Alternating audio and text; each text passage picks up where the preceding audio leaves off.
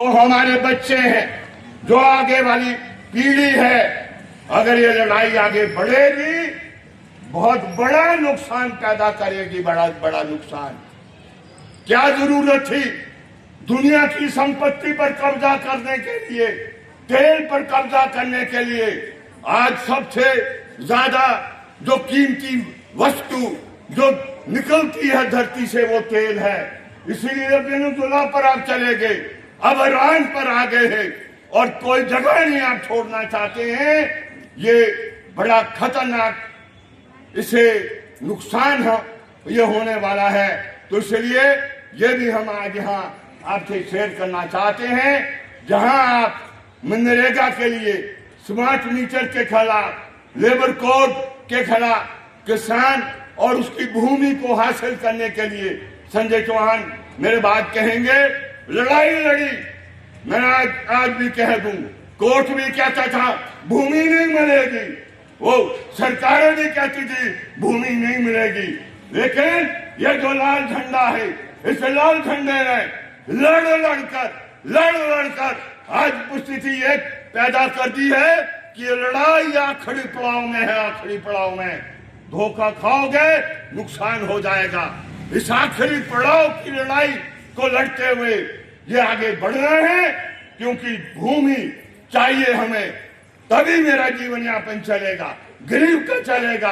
अन्यथा मैं मगरमच्छों के हवाले हो जाऊंगा, लुटेरे के हवाले हो जाऊंगा, साहूकार के हवाले हो जाऊंगा, आढ़ती के हवाले हो जाऊंगा, डकैतों के हवाले हो जाऊंगा। मुझे अपनी रक्षा स्वयं करनी है, कोई मेरी रक्षा नहीं करेगा।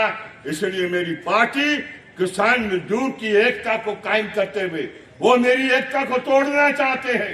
ये जो गुस्सा लोगों के अंदर है, तभी ये आक्रोश जत्था चल रहा है। ये अलग अलग नारे को देकर ये हमारी एकता को तोड़ता है।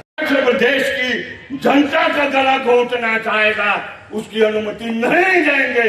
इसलिए 24 तारीख को वहां जाएंगे और उनसे जवाब पर भी मांगेंगे कि हमारा ये जो हिस्सा था जो केंद्र सरकार से आता था, उस पर आपने क्यों प्रतिबंध लगाया?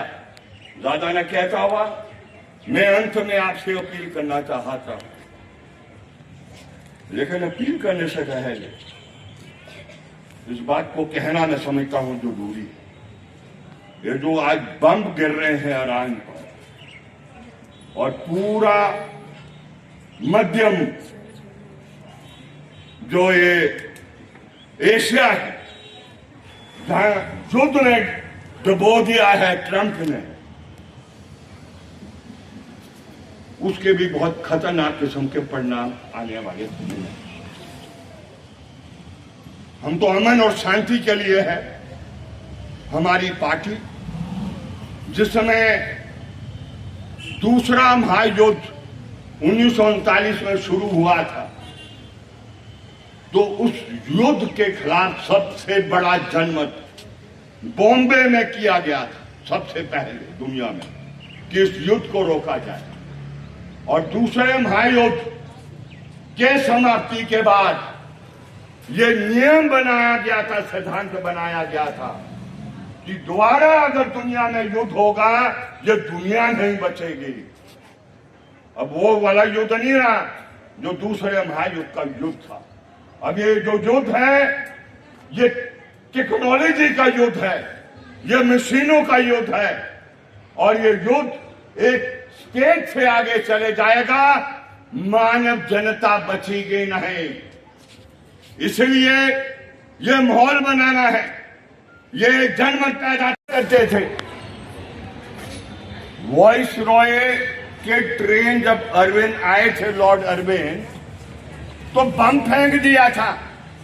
यहीं कहीं उन्होंने शरण भी ली किसी गांव में, फिर यहीं आए हैं। और जो भगत सिंह की पार्टी बनाई थी, भगत सिंह ने हिंदुस्तान रिपब्लिकन सोशलिस्ट एसोसिएशन, उसके सदस्य थे।